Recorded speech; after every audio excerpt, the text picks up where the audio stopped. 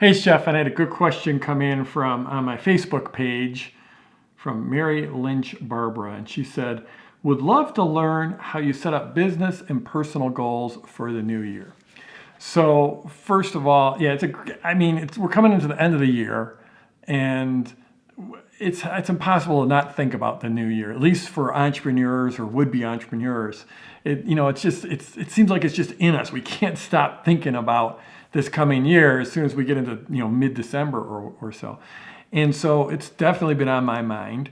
I'm coming off this amazing year. I'm coming off of several super crazy busy months, like August, September, October, November, insanely busy for me. I went from an 18-day Grand Canyon river trip where I was completely offline to 7 days later leading a mastermind with my Platinum Plus group, meeting with my Launch Club coaching group, doing my live LaunchCon event, just crazy. And then just a couple of weeks later, going into my one big launch of the year, just absolutely epic, huge finish to the year. Then I immediately went on vacation with the family. So it's been rock and roll and just getting back to it. But the first thing now is to think about, okay, what's coming for next year? And in fact, just a couple hours ago, I wrapped up my first meeting with my team for our strategic plan for next year. So, so first of all, my life, my personal life and my business life are very, very integrated. I can't think about my business life without thinking about my personal life and the lifestyle I want and what I want to accomplish in my personal life.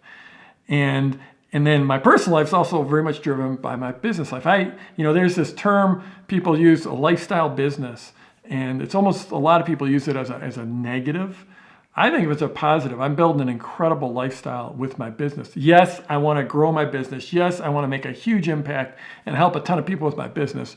But I also know that the only way I can do that is to have a very healthy, happy me, and that's driven as much by my personal life as by my professional life. So in any case, it used to be all one integrated process. Now it is a little separated because I have built up a team. So I have this strategic planning process, and I could shoot a whole video or two or three about that. And then I have a personal process. Now, so I'll tell you one important thing here. The first thing we did with the team on that meeting was we basically went around the room metaphorically and had everyone talk about the things that they were most proud of and most happy about from last year, or from 2016, from this year. And so, part of this, it's just we, as in general, entrepreneurs and would-be entrepreneurs or soon-to-be entrepreneurs, we tend to be plenty hard on ourselves. We don't need anyone else beating ourselves up. We tend to not celebrate our wins as much as we should. And so I love to start off a meeting that way, especially a planning meeting. Let's focus on what went well and what we can celebrate from last year, because you can't create from a depleted emotional state or depleted mental state. So first, let's put ourselves in a positive state by celebrating everything, all the wins from last year. And I do this in any meeting I have, whether it could be a meeting with 1,000 people at PLF Live, or it could be a meeting with my Platinum Plus Mastermind, or my Launch Club coaching group, or with my team, or even with myself. You got to put yourself in a mental state before you can create. And when you're sitting down to create a plan for next year and then drill down into goals from that plan, this is creative work. So that's one thing. Put yourself in that creative state. And then start with the big rocks. It's like, I've heard this analogy before. Like if you had this, a big jar and you had a bunch of big rocks and a bunch of smaller rocks and a bunch of sand, and you needed to fit all those things in this jar. If you start off by pouring in that sand and then pouring in all the small rocks, there isn't going to be any room for the big rocks. So you have to put the big rocks in first, and then you put in the small rocks, and they'll filter in and fill in all the spaces around the big rocks. Then you pour the sand in, and that'll filter down, and all of a sudden there'll be room for everything. There's plenty of room for that sand to fit in afterwards. So in business, it's the same thing. What are the big rocks? What are those projects, the must projects, the ones we absolutely have to do, the ones that are going to dominate the calendar? For me, it's like my events and my launches. I fit those in first, and then I look what fills in around it. In my personal life, it's the same way. I'll like for my calendar, I've got a big wilderness trip coming up next year.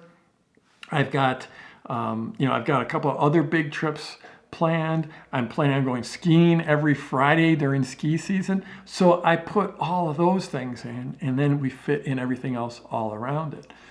So I have this process, a planning process that I've used for years. It continually evolves. I change things. One of the things I did last year for the first time was I used Michael Hyatt's 5 days to your best year ever, which is a great program to use for goal setting, for getting a vision for your next year. In fact, Michael's selling it right now. It's available for a few more days. I highly recommend you check it out. I'll put a link down below this video. And it's an awesome program because it's all about getting your vision for the coming year. And that's what it's about for me. Like one of the big things I do is I look at my roles. What are the roles in my life?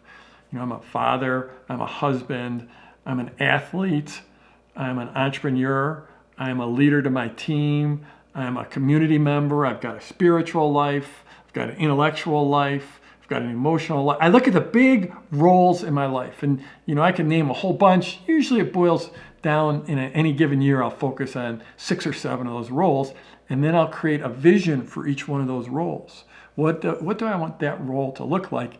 And then that vision will basically inform 4 or 5 or 6 goals for each one of those things. Now, I could do an entire video on this whole idea of, do you set achievable goals, ones that you can get, or do you set these reach for the stars kind of goals? And like I said, I could shoot a video on that one. But one thing you have to do as you're looking back, because part of this process is looking back at the prior year and saying what worked well and what do I want to do differently. So that's one of the first big thing you got to do. And then also when you look forward, when you're measuring yourself going forward against your goals, you have to be gentle with yourself. You have to be graceful with yourself. You have to be willing to forgive yourself because you're not going to hit every goal. A lot of years I hit half of my goals, but by sitting down and going through this goal setting process, even hitting half your goals, you're going to create an amazing life. You're going to create an amazing life. So most people don't do this. This isn't necessarily easy work.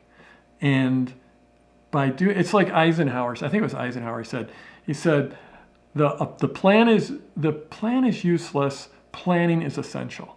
So in other words, nothing's going to go perfectly according to plan, but just by sitting down and writing down what your plan is and what your goals are, and if you do this on a consistent basis, will completely transform your life. So I'm Jeff Walker. Wherever you're watching this, scroll down, leave a comment for me, and let's go get them this week.